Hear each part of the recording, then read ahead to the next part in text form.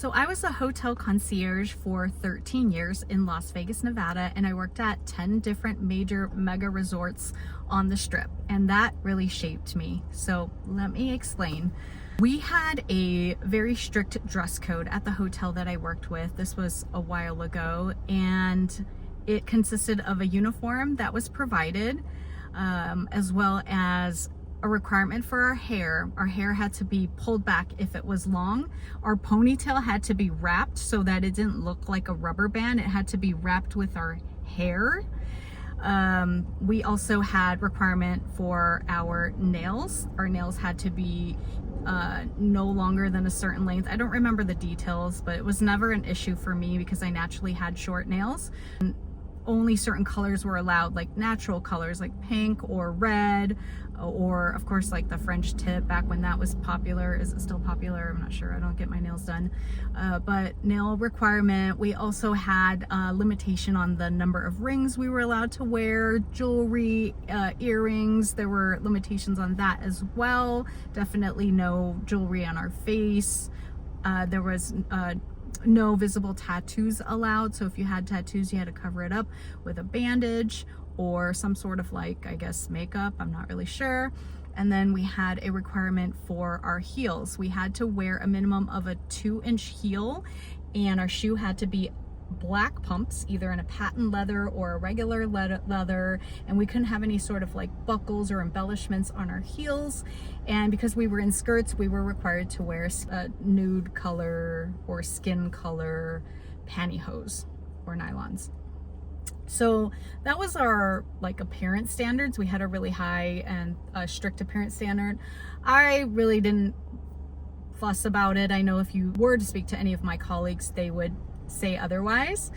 And then we also had strict verbiage standards. So we were trained on all of this, and honestly, I'm a good student, so I learned how to do it. I think that, and what I want to say is, not everybody did this. These were the expectations, and I'm certain that if you were to approach a concierge desk at a luxury property or any of the properties in Las Vegas that still have concierge desks, that's a whole other story.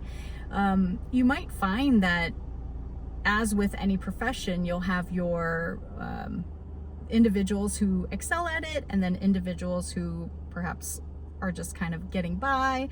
And I also noticed within my department, and I'm seeing faces that are popping into my head, like them as a person, but they came across kind of snobbish. So that wasn't the goal at all. So anyway, we had these verbiage standards where we even had a piece of paper that said, instead of this, say this. So we were not really allowed to say hi, because hi was kind of informal. Hello was borderline informal. So we were encouraged to say good morning, good afternoon, good evening. That's how we would greet guests that came to our desk. Or over the phone, we had a certain way that we were supposed to answer the phone. And then that translated to emails as well. We had a certain way that we were supposed to respond to emails. Anyway, it really shaped me, because I spent, like I mentioned earlier, over 13 years doing this profession, and I even worked my way up to managing a department of my own. So what I learned, I turned around and I taught my staff how to become a concierge. Anyway, so now fast forward, I kind of stopped, but for the last few years I was looking for full-time employment. I'm no longer in the industry, and it's been very difficult. So I don't know if it's me. I don't know if it's, some people have said I'm overqualified, which I think is really silly, or if it's because I'm just like, I don't know the right people. But then I see people out in the wild who are working in front-facing customer service positions that are not friendly. They're not genuine. I don't get why they're employed and I'm not. But anyway, I also feel like, because I spent so many years doing this, it's something that I can't undo. I I say hi now, I say hello. I don't greet everyone with good morning, good afternoon, good evening necessarily, because that would be kind of awkward. So, you know, I've kind of adapted, but there are some things that I can't let go of. I am quite formal still in emails, and I work kind of in this part-time setting where I probably could get away with not being as formal, but I just don't know how to do it.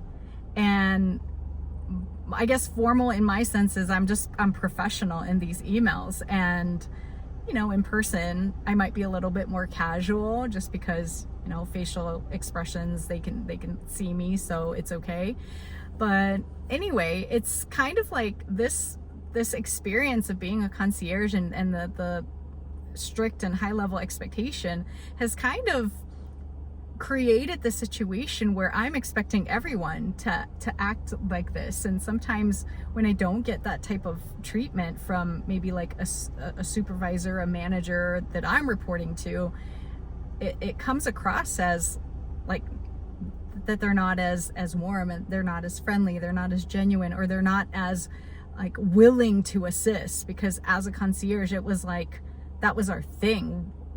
We were in service. We needed to serve people, and we had to be happy doing it, and it came naturally for me, but not everyone. So anyway, that's a little bit about me. I don't know if my experience as a concierge can translate to another industry. Let me know what you think.